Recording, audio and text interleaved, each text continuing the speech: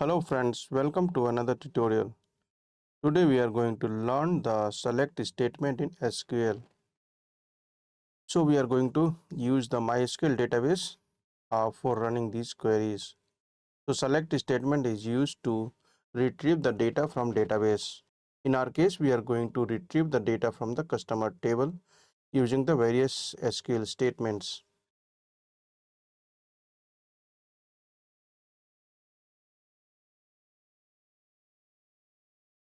I am going to connect to the learning MySQL database, which is already there in my system.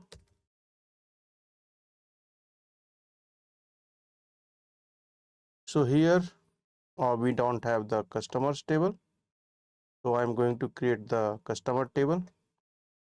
I will provide you these SQL statements. I will provide you the link to the tutorial page where you will find all the SQL statements discussed here.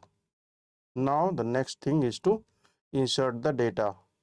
To insert the data, we have to use the insert into query.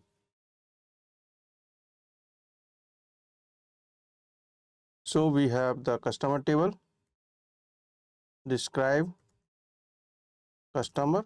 So we have a customer table and it has got customer ID, customer name, city and country fields. The select statement is used to get the data from the database. Simple statement is select asterisk from customer. So this is going to return all the rows from the customer table. Now I want to just get the customer ID and customer name from the customer table. So what I have to do? It's simple. Write the select statement, select customer ID, then next field, customer name from customer. So you can specify the columns to be retrieved from the table. You can also write this query as select c dot cust ID, c dot customer name from customer. So we are aliasing the table here and the alias name is C. So you can also use the alias with the select statement. Now I want all the records, I want all the column for the Ravi. So what I will do? I will write select star from customer where customer name equal to Ravi, RAVI. Right. So it is getting all the data from this database. So it is displaying all the record. It is displaying all the columns for the user Ravi.